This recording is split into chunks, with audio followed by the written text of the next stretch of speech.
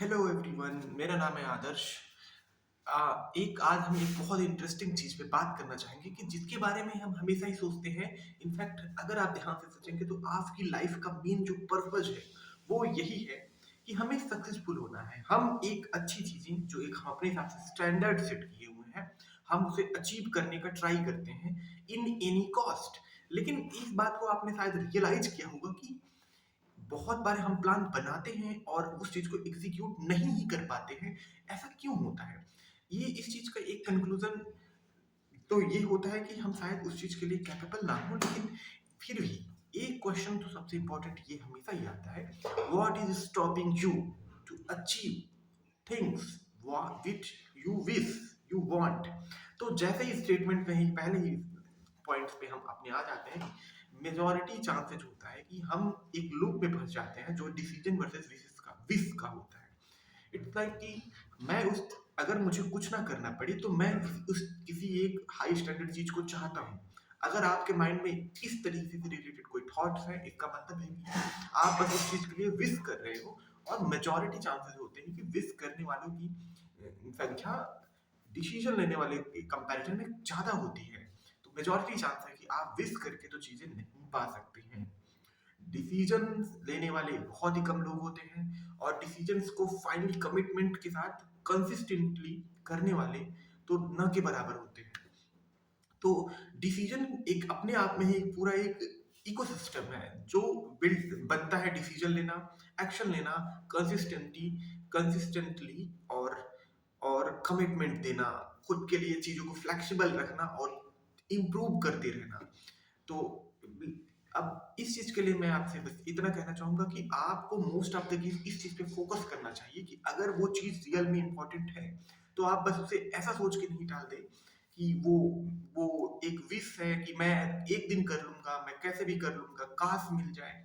In fact आपको इस चीज के लिए एक डिसीजन लेना चाहिए, और एक बार आप अगर डिसीजन ले लेते हैं तो फिर फाइनली उस चीज को पूरा करने के लिए एकदम से इंस्टेंट तैयार हो जाओ, एक्साइटमेंट के साथ और बिल्कुल ना में। क्योंकि प्रोसेस ही आपके कंट्रोल में है। बहुत सी चीजें ड्यूएबल है, बहुत सी चीजें ड्यूएबल नहीं है जो आपके कंट्रोल में है ही नहीं। तो आपको उस चीजों पे तो फोकस करना ही नहीं चाहिए। ये एक कोर पॉइंट था।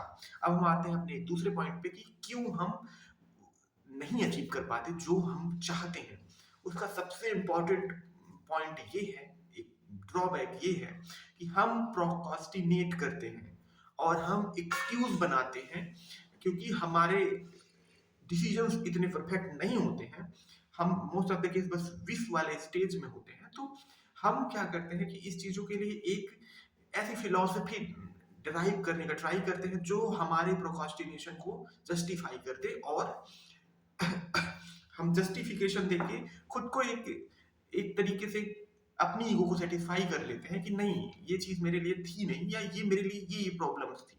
लेकिन अगर आप इस चीज को देखोगे, जितनी चीजों के लिए आप एक्सक्यूज बना रहे होंगे, उन्हीं प्रॉब्लम्स के साथ बहुत से लोग इस दुनिया में उन सब काम को इजिली अचीव कर रहे होंगे, just because you are trying to avoid the pain of changing. That is why you are not changing.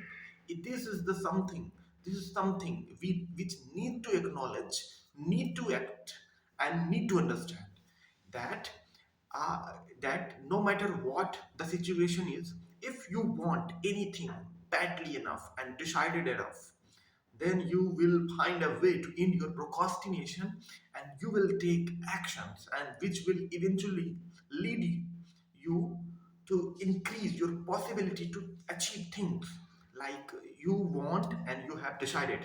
और सबसे एक इन सब चीजों के बाद प्रोक्रास्टिनेशन के बाद, प्रोक्रास्टिनेशन आता क्यों है, इसका सबसे इंपॉर्टेंट चीज होता है कि हम ह्यूमंस में एक बायस होता है साइकोलॉजिकली, कि हम चीजों को हमेशा इस तरीके से परसीव करते हैं कि फ्यूचर में हमारे पास ज्यादा टाइम होगा।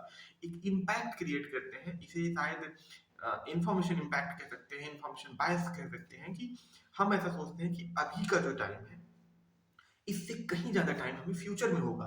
जबकि हम इस बात को भूल जाते हैं कि जो आज वाला टाइम है वो भी तो कभी फ्यूचर रहा। तो फ्यूचर और पास्ट कुछ नहीं होते हैं, आप बस प्रेजेंट में होते हैं। और आपको हमेशा इस चीज पे फोकस रखना चाहिए, अपना एटीट्यूड इस चीज पे रखना चाहिए कि जो चीज अभी के लिए मैं कर सकता हूं मैं वो करूंगा। मैं जिस भी स्किल सेट पे हूँ उसे थोड़े से अप लेवल पे आके चैलेंज करूंगा. No matter what will be the result, what will be the outcome, because if you will always work for your outcome, you are going to a human which will not lead without a reward. It is somehow you are captivating yourself in the sequence of rewards which will not be beneficial for you in long term.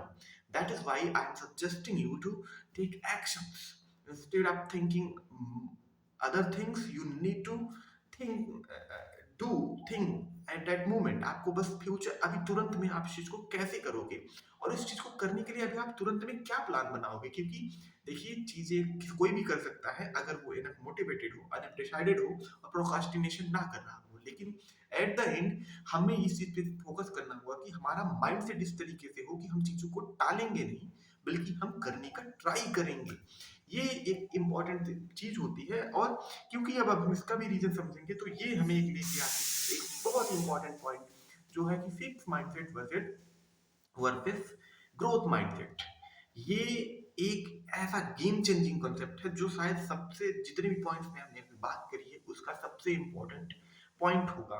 कि बहुत से लोग ऐसे होते हैं जो abilities को एक फिक्स स्टैंडर्ड मान के चलते हैं. उनको लगता है कि एबिलिटीज फिक्स्ड होती हैं, वो नहीं बढ़ सकती. उनके लिए फेलियर का मतलब एक बार फेलियर मतलब always failure, once a failure always a failure. And वो अपने आप को वो हमेशा इफर्ट्स को एक निगेटिव वे में लेते हैं. और एक कहीं दूसरे पर्सन, ये आई एम श्योर कि आपने ऐसे लोगों को देखा होगा कि जब भी उनको प्रॉब्लम्स आती है वो चैलेंजेस को एक अच्छे वे में लेते हैं. इनफैक्ट उनको ये चीजें खुश करती हैं और वो एक्शन लेने से कभी नहीं सोचते क्योंकि उनके लिए एबिलिटीज और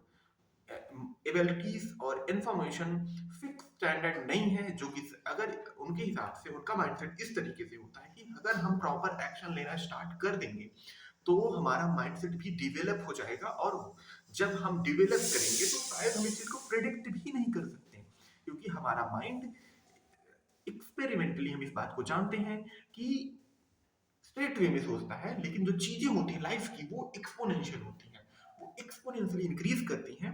तो इस चीज के लिए हमें अपने माइंडसेट को हमेशा ग्रोथ माइंडसेट रखना है. हमें इस चीज पे फोकस नहीं करना है और ईगो को बीच में बिल्कुल नहीं लाना है.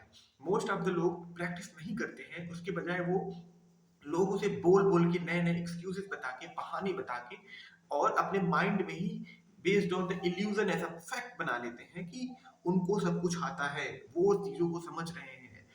बट वे उस बात को नहीं समझ रहे होते हैं, वो बस अपने ईगो को जस्टिफाई कर रहे होते हैं. तो अपने ऐसा कुछ भी काम ना करें जो सिर्फ आप अपने ईगो को जस्टिफाई करने के लिए कर रहे हैं.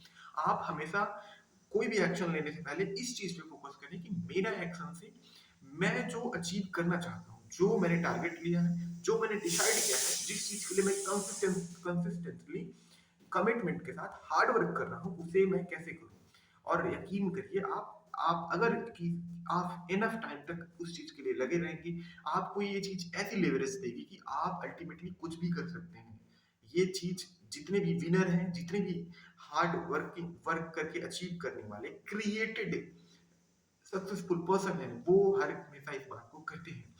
और इन सब के बाद सबसे एक मेन प्रॉब्लम पे आते हैं जहां से हर प्रॉब्लम का एक शुरुआत होता है. वो है कि हमारे पास प्लान्स होते ही नहीं है. हम बस चीजों को एक मोशन की तरह लेते हैं. हम कभी एक्शन लेने के बजाय सोचते ही नहीं है. हम बस चीजों को सोच लेते हैं कि once in a while I will do that in future. But we will not try we will not try to take plans. So हमें एक प्लान लेना चाहिए और प्लान के बाद उसे रूटीन में लाना बहुत इंपॉर्टेंट है. क्योंकि प्लान और रूटीन ही हमारे दिन के जो हमारे टाइम है उसको यूटिलाइजेशन में हमारा हेल्प करेंगे. देखिए प्लान वो होता है कि जो प्लान वो होता है कि हम किसी चीज को क्या क्या करने वाले हैं इस चीज के लिए करते हैं. और हैबिट्स वो होती हैं कि जिस किसी काम को हम कैसे करते हैं. कि जैसे अब मैं बात करते करते अपने हाथों को हिला रहा हूँ, ये आउट ऑफ मेरी हैबिट है. लेकिन अब मैं सुबह सुबह उठ के अगर वीडियोस बना रहा हूँ, इसके बाद मैं खाना खाऊंगा, मैं अपने काम पे जाऊंगा और जो भी एक सीक्वेंस है चीजों का करने का उसे हम रूटीन कहते हैं.